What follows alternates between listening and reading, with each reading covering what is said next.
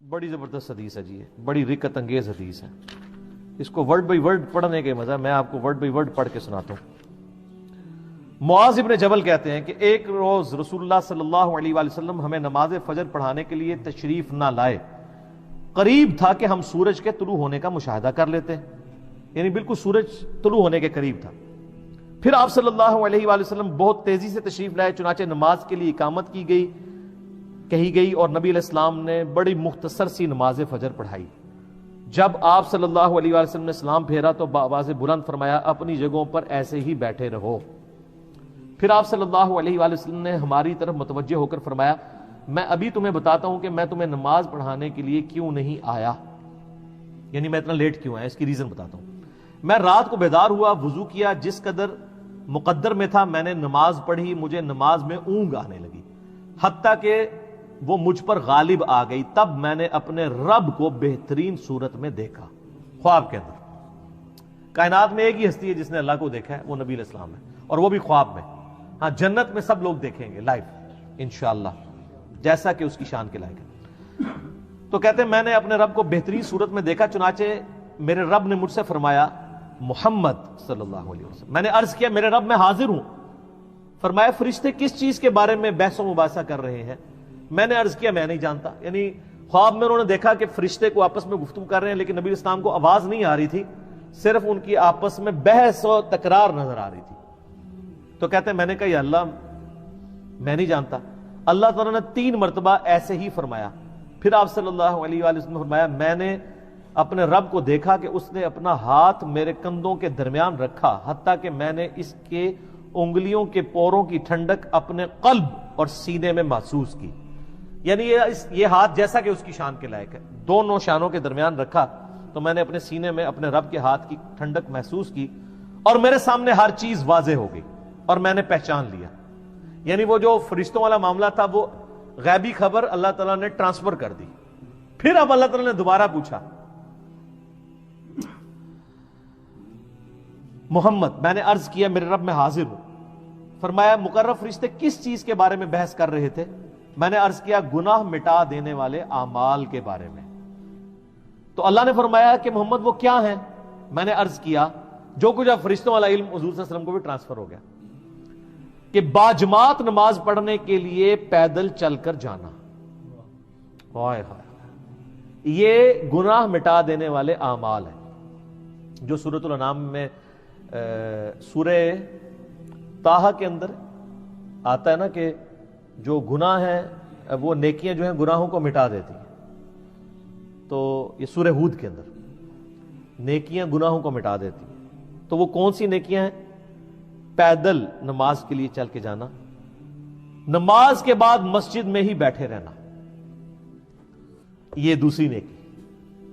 ناگواری کے باوجود اچھی طرح مکمل وضو کرنا، یعنی سردیوں میں تکلیف اٹھانی پڑتی ہے، ظاہر ہے آپ اگر صحیح کامل وضو کرتے ہیں. فرمایا، پھر وہ کس چیز کے بارے میں بحث کر رہے تھے؟ میں نے عرض کیا، درجات کے بارے میں. تو اللہ نے فرمایا، وہ کیا ہیں؟ میں نے عرض کیا، کھانا کھلانا، کسی غریب کو کھانا کھلانا، نرمی سے بات کرنا، یعنی اگر کسی کو آپ نے کچھ دینا نہیں ہے، کم از کم اسے جھڑک تو نہ دے، بلکہ نرمی سے بات کریں. اور جب لوگ سو رہے ہوں تو نماز پڑھنا، یعنی تہجد کے لیے اٹھنا. اور ایک تو ڈیٹم لیول ہے جو ہم پہ فرض ہے، وہ فجر کی نماز ہے کہ آپ نے اٹھ کے نماز پڑھانی. تو پھر اللہ تعالیٰ نے فرمایا، یہ سر وہ کلائمیکس ہے. اللہ تعالیٰ نے فرمایا، اے محمد کچھ مانگنا ہے تو مانگ لو. ہائے ہائے، اب نبی علیہ السلام نے جو اپنے رب سے مانگا ہے وہ ہے اصل میں دعا. اور اسی دعا کی وجہ سے اسی حدیث میں آتا ہے کہ نبی علیہ السلام نے فرمایا کہ تمہارے نبی کا یہ خواب سچ ہے، اس کو یاد کر لو اور لوگوں تک پہنچاؤ. کس لیے؟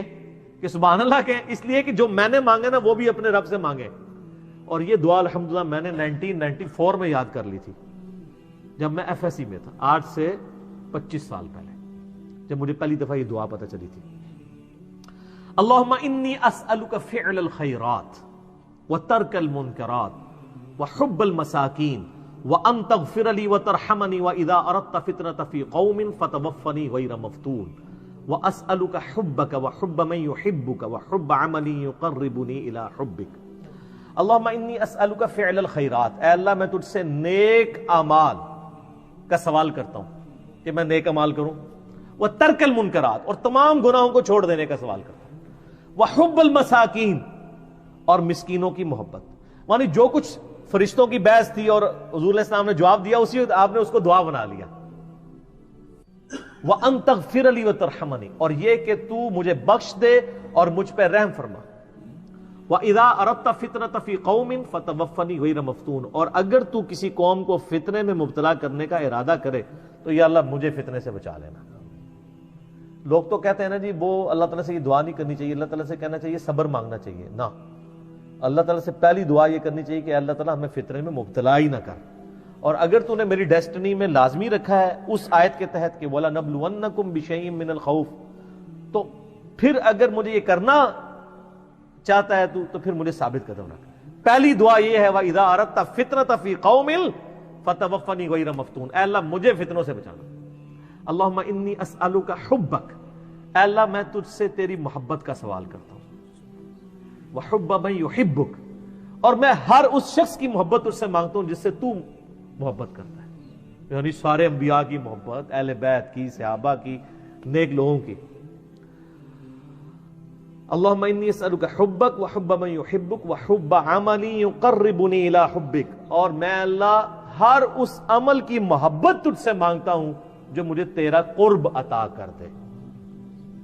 یعنی میرا ہر عمل ایسا ہو کہ جو مجھے تیرے قریب کر.